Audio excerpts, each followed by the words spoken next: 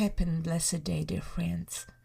Today, Thursday, September 18, 2025.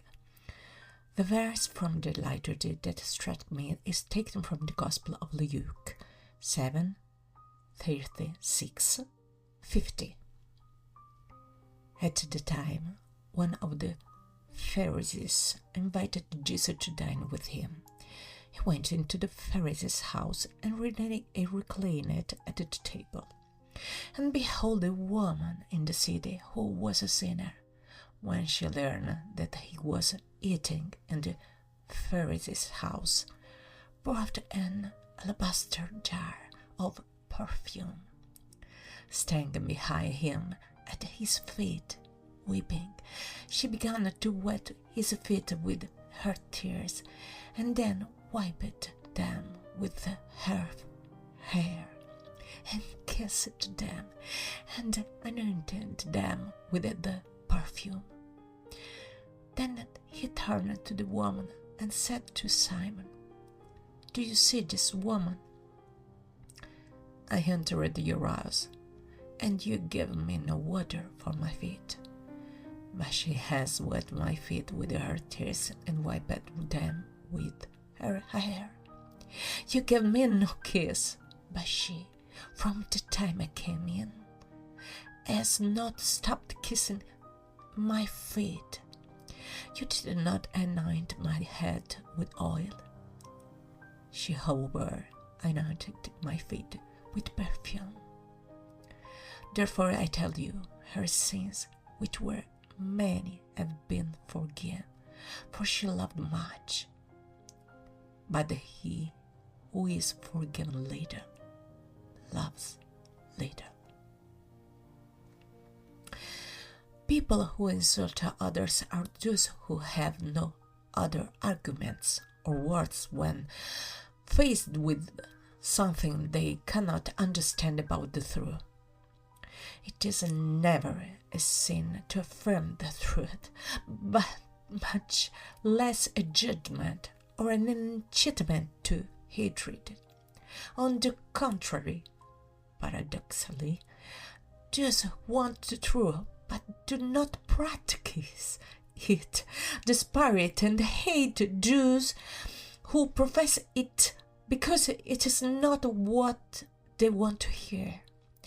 But the most serious thing is when one hates the truth and incites hatred towards the person who affirms it. It is not the truth that incites hatred. How could it? How can one do so? I have no idea, and I cannot find a cause other than someone's inability to argue it. And what I see, on the contrary, is the reaction of those who do not accept the truth, cannot tolerate it, incites, even if they never admit it, to hate those who affirm it true. Where truth exists, there is also true love and peace. Where truth is denied, there is, fortunately, hatred and violence. At the core, however, if we want it, there could be mutual respect between the parties, allowing for dialogue despite our difference and opinions, building a friendship. Aren't we people? Aren't we children, mothers, fathers, grandchildren, brothers, human beings? Don't we smile, cry, play, get hungry, think, look, lie, and die together in this world? If you catch a cold, I catch one too. If you stumble on the street, I might too. If you suffer, I'll suffer too. But when we give in to hatred, walls always rise and things become irreconcilable by the will of those who choose to destroy. If, because of my point of view or my fate, a person distances themselves from me, it means they are not my friend. They don't want to be. They don't care. If because of the shameful reasons a person begins to hate me, just of their own free will, not mine, to make me their enemy in their eyes, for reasons they cannot justify or explain.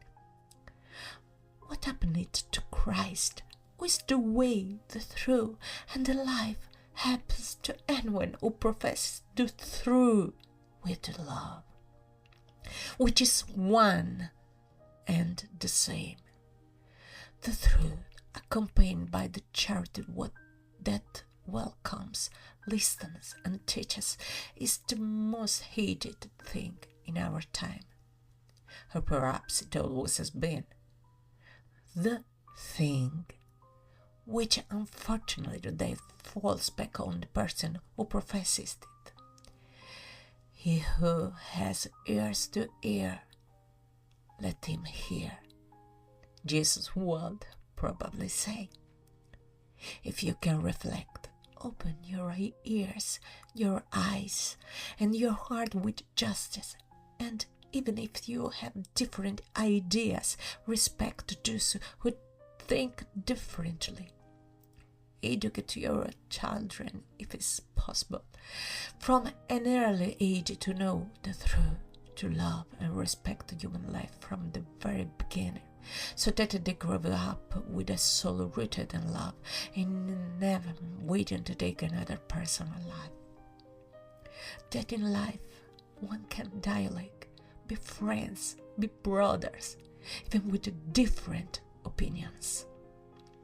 To love and respect even those who don't love and respect us. Christianity is a person to be imitated, embodied. It's a way of life built on the essence of oneself. God bless you greatly. See you soon.